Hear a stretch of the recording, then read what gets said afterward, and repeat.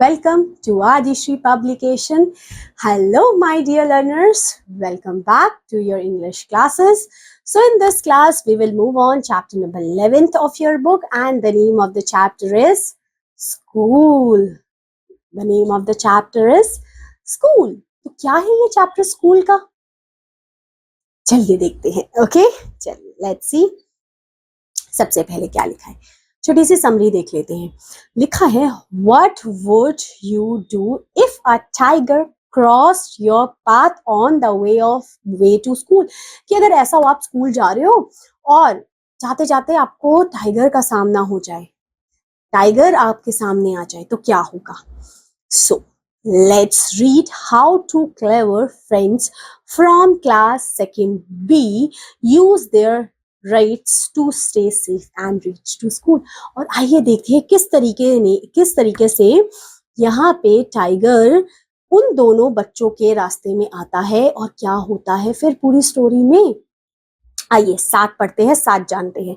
सबसे पहले वोकैबुलरी देख लेते हैं. वोकैबुलरी में क्या लिखा है बेटा? फॉरेस्ट लिखा है. फॉरेस्ट मतलब क्या होगा? A large area covered with trees. ऐसा large area जिसमें trees हो. ठीक है. Afraid means feeling fear, जब हमें डर लगे.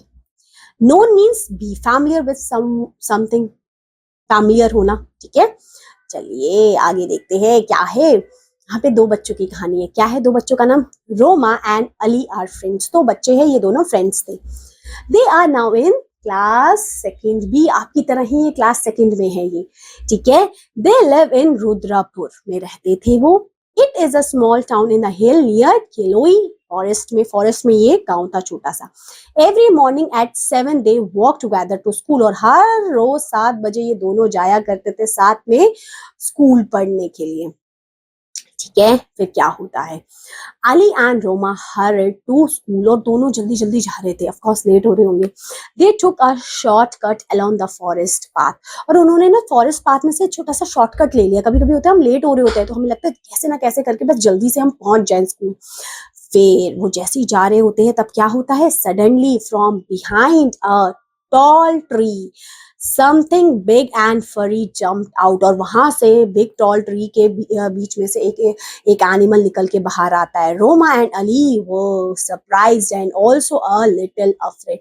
वो सरप्राइज हो गए और डर भी गए, ये कौन आ गया. फिर वो क्या कह रहे हैं? घिर आवाज करते हैं, I think I will eat you too. और वो कहते हैं टाइगर कि मैं तुमको खा जाऊंगा, है ना. फिर वो दोनों बच्चे क्या कहते हैं? एक बच्ची कहती है, you can't eat us, we have to go to school. तुम हमें नहीं खा सकते, हमें तो स्कूल जाना है अभी. दूसरा बच्चा क्या कहता है? And we are very late. और हम तो लेट भी हो रहे हैं. सो ये पूछता है, स्कूल, व्हाट इज स्कूल.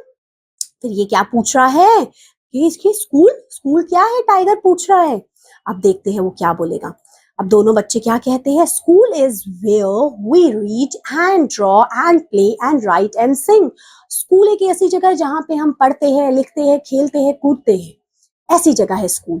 फिर ये टाइगर कहता है, read, write, play, draw, sing, what's all that. ये सब चीजें है क्या? ठीक है. फिर कहता है, यू कांट रीड. बॉय कहता है, ही डज नॉट नो बुक्स. वो कहती है पढ़ नहीं सकता. वो बॉय कहता है इसको बुक्स के बारे में नहीं पता.